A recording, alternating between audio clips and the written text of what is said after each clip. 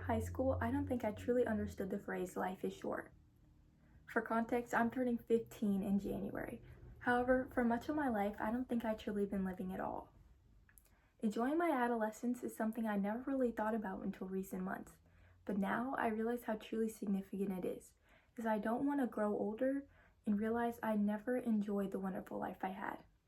Because of this, Claude McKay's Adolescence caught my attention as it helped me acknowledge that I won't be a child forever, and the happiness and simplicity of it is something I should enjoy while I can. This is Adolescence by Claude McKay. There was a time in the late afternoon, the 4 clocks would fold up a day's clothes. Pink, white in prayer, and 'neath the floating moon, I lay with them in calm and sweet repose. And in the open spaces I could sleep, half naked to the shining worlds above. Peace came with sleep, and sleep was long and deep, gained without effort, sweet like early love. But now, no balm nor drug nor weed nor wine can bring true rest to cool my body's fever, nor sweeten in my mouth the acid brine that salts my choicest drink and will forever.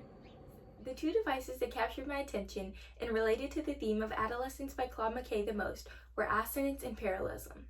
Towards the end of the second stanza, McKay includes assonance by repeating the vowel sound E in words like sleep and deep to show how he is able to be rejuvenated by getting easy, quality sleep every single night as a child.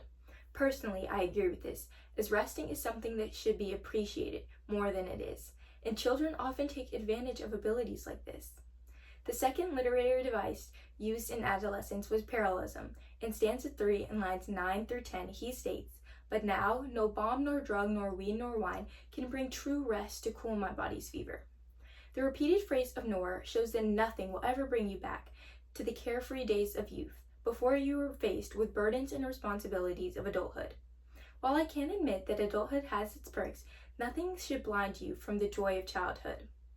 The use of parallelism and assonance in Adolescence by Claude McKay further emphasizes his belief that childhood should be appreciated before it passes by you. I can recall one day a few months ago when I was riding in the car with my dad after my great-uncle's funeral. We were talking about basketball when I suddenly shifted the conversation to his childhood. As usual, he told me a story about a time when he was living in his great-grandmother's building with the rest of his family. There wasn't enough space for all 5 of them though, causing him and his brothers to have to move in with just their uncles. Despite only seeing their family once a week, he was adamant that this was one of the best times in his life. This caused me to realize that I need to enjoy my childhood and all of the experiences that come with it. Because of Claude McKay's Adolescence and his ability to add assonance and parallelism into his poems, I've become more appreciative of my life, my memories, and the simplicity of just being a child. Before this, I can truly say that I took everything for granted, but with the wise words of my father, I learned an important lesson in valuing my current life. I am now determined to make the most of it, not let my childhood zoom past me, and understand that no time is like my teens, like McKay described. To achieve this, valuing my childhood became the main focus in my life, because after all, nothing will bring it back when it has passed.